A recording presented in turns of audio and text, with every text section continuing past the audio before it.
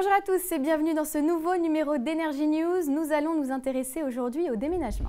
En France, près de 3 millions de foyers déménagent chaque année. Entre les cartons et les démarches administratives, c'est la troisième source de stress chez les Français. Alors, comment déménager plus sereinement? Voici quelques astuces. Demandez la coupure de vos abonnements Internet et téléphone à la date de votre départ et leur réouverture dans votre nouveau domicile. Pensez à souscrire à une assurance habitation pour votre nouveau logement. Relevez les compteurs d'électricité et ou de gaz de votre ancien et nouveau logement.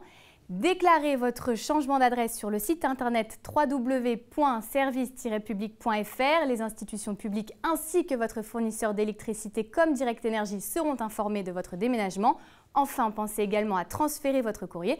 Cela vous évitera de mauvaises surprises. Mais avant d'envisager un déménagement, il faut bien choisir son nouveau logement. Pour en trouver un économe en énergie, il faut faire attention à certains détails lors de vos visites. Reportage. Lorraine et Patrick sont un couple heureux. Ils viennent de louer un nouvel appartement à Cachan.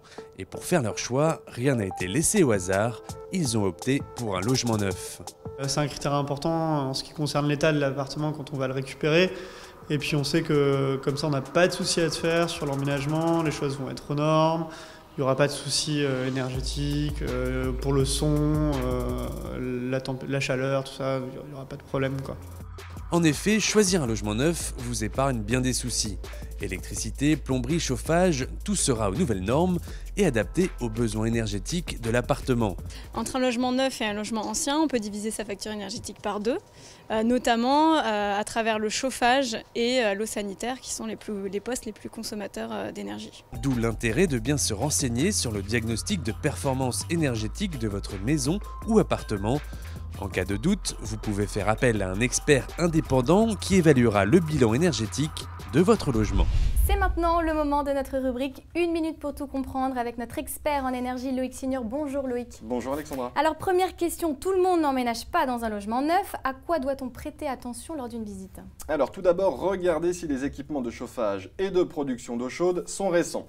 Repérez aussi les aérations et les éventuels signes d'humidité, comme du papier peint qui se décolle. Faites également attention au nombre de prises disponibles et au diagnostic de performance énergétique obligatoire. Depuis 2011, les logements neufs ou anciens sont classés de A, excellent, à G, particulièrement énergivore. Alors une fois que mon logement est choisi, quelle démarche dois-je effectuer auprès de mon fournisseur d'énergie? Alors pour résilier votre contrat d'électricité et ou de gaz, il suffit d'appeler votre fournisseur ou de vous connecter sur votre espace client en vous munissant de vos relevés de compteur. Il est préférable de faire cette démarche 15 jours avant la date de votre déménagement.